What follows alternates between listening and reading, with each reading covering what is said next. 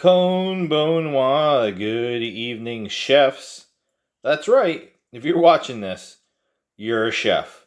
Why? Because I said so, whether you like it or not. It is I, Logan Mad Titan, and we are here again with. Still don't know what to call this. Cooking with Loki? Sure.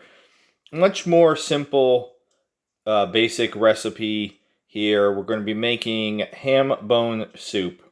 I only make this twice a year, right after Christmas, because we normally have Christmas ham, and right after Easter, or Ostera, if you prefer the pagan version of the holiday, which I kind of do.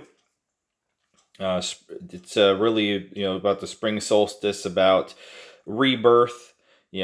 Bunnies are known for like the Easter bunny. Bunnies are known for doing bunny stuff. Eggs, chicks hatch from eggs. So I know from a religious point of view what it means, but from a more old school, yes, even more old school than traditional religion, we it really is about everything waking up and coming back and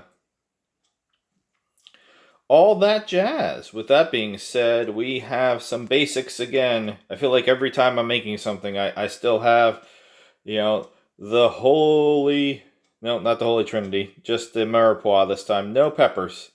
So we got celery, just a big old bowl of celery. These bowls hold about 4 cups. And this is everything in the celery. This is the leaves, the stalks, the stem, the base, everything. Just a nice. It could be doesn't need to be finely diced or anything. Just some nice even cuts. Carrots cleaned. Nice rounds. Try to keep them similar thickness so that way they cook the same. Onions, supposed to be one large onion, but the onions I had were all pretty small. So I ended up doing like 3 onions. Spice blend, even pretty simple here. We have fresh thyme. Oh yeah, fresh thyme all the time. How much? I bought the thing, so I used the whole thing. Why? Because I'm not using fresh thyme for anything else. This was a whole bag of celery, a whole bag of carrots, 3 onions, the whole thing of thyme. Also in there is an entire bulb of garlic. I love garlic. It's kind of hidden by all the thyme. And underneath that is just some crushed red pepper. I put a teaspoon of that because I'm the only one that likes things really spicy. So a teaspoon is fine, and a tablespoon of ground cumin. Now you might say, Loki, I see you only have the I don't know if that will focus, the teaspoon out. Oh, it's true, because 3 teaspoons equal a tablespoon. So why dirty a tablespoon? I mean, boom, you see my equipment there. A knife and a teaspoon. That's it. And this is the only waste. Now, not entirely true, because there is the wrapping from the bulbs of the garlic and the skin from the onion. But otherwise, this is it. The sticks at the time were attached to, not really edible. You could probably eat the fuzzy part of the onions, but I mean, I don't know who would want to do that. We got some ham left over from the ham. I think we had a 12-pound ham, something like that. So just diced it up. You go in. We have the 1-pound bag of dried navy beans. So you get them into the water. I like to go normally as close to 24 hours soaking as possible. So if you look how big this bowl is. This is like a giant bowl of beans, and then you see this little tiny bag of beans. Oh, look at this cute little bag of beans. Yeah, that's why you soak them, so that way they can really expand. I grab my soup spoon. I like to give them a stir, so that way they're all nice and plump and juicy and delicious for the soup. But the most important part I had froze it, and we just took it out and defrosted, is the ham bone. So what we're going to do to get started is we're going to take that ham bone, we're going to dump that bad boy into my soup pot. Bloop. He's going to go in with the celery, the carrots, and the onion, some olive oil, and he's going to start cooking them. We can add the ham and the beans later. One other tip I'll give you, because I've had this one time with the ham bone soup. This bone, it's got some serious weight to it, okay? So if you put it in, and as you're cooking, I leave it in as long as possible. I like to go at least 4 hours with the soup. Do you have to do that? No, you could go like a half an hour and be fine. Why do I go 4 hours? Because I get every little piece, that is some condensation in the bag, so it's not super easy to see, but every piece of meat is going to fall off of that bone. Every piece of fat is going to render and melt and add flavor to the soup. The marrow in the bone is going to melt and add flavor to the soup. By the time I am done, I'll pull out just completely cleaned, solid bones. And that's where most of the flavor from the soup comes from. So I've seen people comment. Normally when I make a recipe, I look at several different the things that just give me ideas, and there is a base recipe that I use for this. I do things a little bit different than what the base recipe says, because I always like doing it my way. But I've noticed sometimes in the comments, it's like it's rated like 4.9 out of 5 stars, the base recipe that I use. And the comments, sometimes there's people that are like, it doesn't have a lot of flavor. And I immediately want to go in and be like, if it doesn't have flavor, it's because you didn't cook it long enough. You didn't get, because the flavor comes from the bone, it comes from the fat, or they trimmed all the fat. Which, even if you notice in here, there's not a lot of fat, but fat is flavor. Fat is flavor. So leave that fat in there. And when you get it boiling in the pot and everything, it's going to be nice and delicious. But this is really it. This is it. It might not seem exciting or seem like a lot, but again, there's going to be a good amount of flavor that's going to come from the little bit of spice there. The fresh thyme, the cumin, the crushed red pepper, and the garlic. But like 90% of the flavor is going to come from the ham bone. So get that ham bone in there first, get some olive oil on it. With the veg, that's going to take some time to cook. And like I said, I like to get it low and slow. I like to get like a nice light simmer on it for 4 hours. But I'm going to start dumping in. It's kind of hard to do one-handed, so I think I'm going to pause. I'll dump in the bone and the veg. I mentioned this previously. I like to take an old sriracha bottle, because I love sriracha, fill it up with olive oil. Makes it nice and easy to, cook. Get it, bring it over and just squirt it in there. Get, a certain amount that you want. And we'll be back in just a second. Alright, so like I said, the carrots, the onion, and the celery, the mirepoix, have all gone into the pot with some olive oil. They're getting to start heating up and cooking. I realized, just like when I'm doing my gaming videos, I didn't get to my point about the bone being heavy. Is one time when I made this, and it was actually when I was reheating it the next day. I had not taken the bone out. Ever since then, I always take the bone out the first day. Once it's gotten all the meat cooked off of it and all the marrow has rendered out, I take it out. But for some reason, this particular time I did not.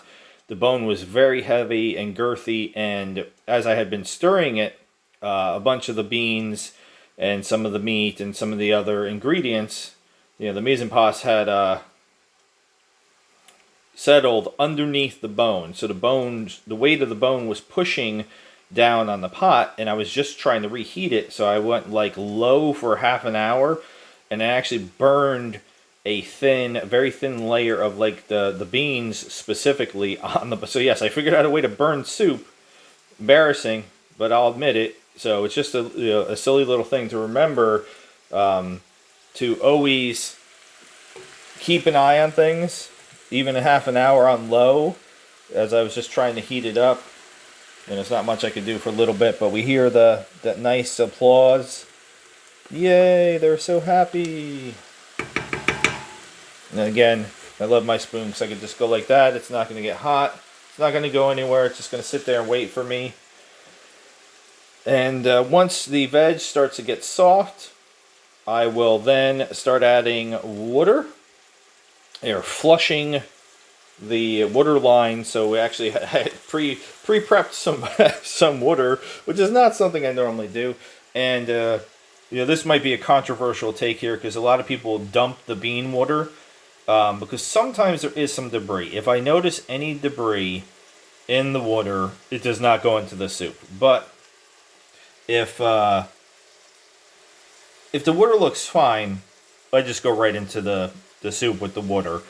And that's it. I don't do any broth, which, again, might sound crazy. No, I'm not going to put any broth. How is this going to have any flavor? Well, again, this and the bone is going to add all the flavor you need, especially if you let it go low and slow and keep an eye on it. I normally go out now like every 15 minutes or so and just give it a stir, especially if the bone is still there on the first day, to make sure that it hasn't settled and hasn't caused any problems with that. So, we need some time to pass in between this and the next step. So we're going to just pause again, and we'll come back when we're adding in some of the other ingredients. So at this point, I just did exactly what I said. I sauteed the mirepoix, the celery, onions, and carrots with the ham bone for a while till they softened. Then I started adding some water. You could add up to 10 cups of water. It really depends. Since I'm going to be cooking so long, I'm going to be doing a lot of reducing. But at this point, since we've already added, the first batch of water, you can go ahead and grab the spices. Again, the fresh thyme, the entire bulb of garlic. Again, you don't like that much thyme, don't put in that much thyme. You don't like that much garlic, don't put in that much garlic.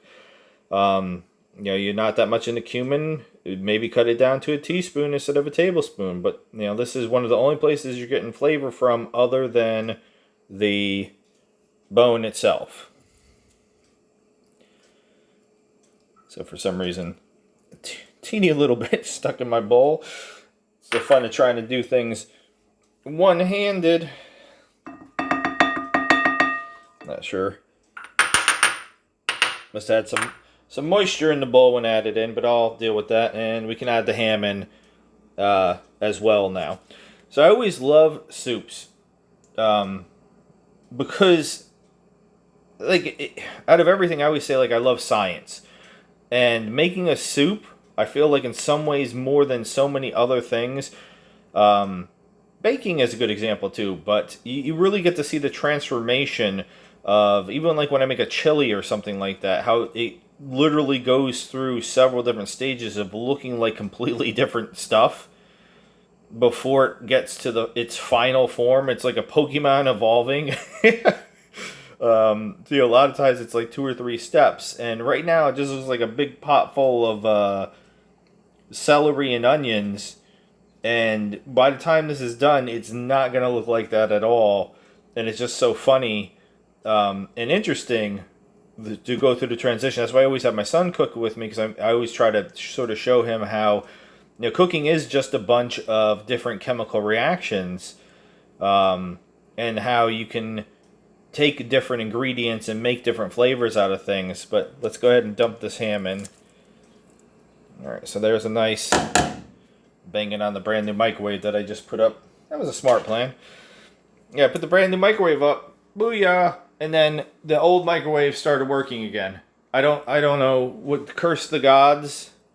I bought the new microwave 6 months ago because the other one had stopped working, and then it started working again. So then it worked for 3 months and then stopped working again. So then we had the little microwave until I had a chance to install the new one. So I installed it last night, and then I moved the other one over there, and I tested it before I took it down. I tested the old one before I took it down. It did not work. I moved it over to the island, And now it works. I don't understand. I unplugged it, plugged it back in. There's no reason. So at this point, we're really just waiting for this to come to a boil. Once it comes to a boil, I will then probably knock it down to a simmer. I'm going to put the lid on to help it get to the boil. And then because I want it to reduce, I'm going to then take the lid off to let all of the water vapors leak out. So we'll pause here and come back later. And really all that's left to add now is the beans, which I did add some fresh water into the beans. The bean water did go in there. It looked totally fine. So we're going to let this come to a boil. Drop it down to a simmer. Take the lid off so it can reduce. I always like using the little metal rivets on the side where the handle's attached to sort of give me an idea of how much I want it to reduce, at least like an inch below that. And then that's when I'll probably add the beans in. Alright. Alright. This is everything in the pot. And it doesn't want to focus for some reason.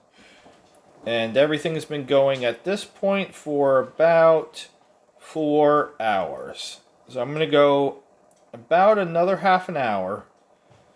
And then we will serve it up. But you see how it looks like broth now. All of the marrow is out of the bone. I will show the bone at the end. All the beans are in here. All the meat that came off of the bone is in here. All the fat is in here. And again, fat, not something to be scared of. Fat equals flavor. But it looks delicious, and I can't even explain the smell. Unless you've made something like this before, you don't even know what it looks like. Now, I actually had 2 bones in the soup. I didn't turn on my new fancy lighting system that I added. Yeah, we had this bone, which is not the bone I normally have. But as you see, I ain't doing anything special to this bad boy. This is just from boiling in the water for several hours. Everything just falls right off, and you'll see the other bone later on, very similarly. And here is the finished ham bone soup. It looks amazing. I did want to come over here and show the bones again. So you kind of saw what it looked like going in and coming out. There's where all the marrow has come out. All the meat has come off. Again, I didn't do that. It did that on its own. Same thing with this extra bone that I don't normally have. So all that meat, all that fat, all that deliciousness is now inside the soup. So let's grab the ladle.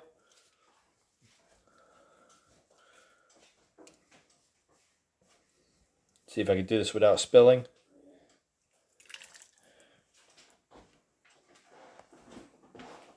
So you see how rich? Look at the cutler. You would have swore I put in some stock or some broth, but no, sir. I just basically made my own bone broth from the ham bone. Now, if I dig down deep, you're going to start seeing all those bigger scraps. Look at that. Look at that.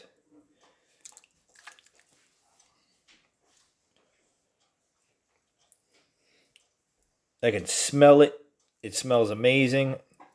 I don't, normally they want you to take a taste, whoever they is. But we don't need to take a taste because honestly, I know how delicious this is. It's just going to be absolutely amazing. It's very hot, as you can tell, so it does need to cool off a bit. We got some buttered bread coming. But there we go. Ham bone soup. I feel like this was a much simpler and easier recipe than my roasted pepper sauce with salmon and sardine olive crumble that I made the other day. But I'll tell you this, my wife stole all that sauce. She stole all of it. All of it. She's like, oh, there's no sauce left. It's not because there's no sauce left. She took it all for herself. So the sauce was definitely a winner with that. But with all that being said, this has been Ham Bone Soup. I am Logan the Mad Titan. I bid you adieu, goodbye, and good night, chefs. Yep, that's right. You're a chef. Have a good night. See ya.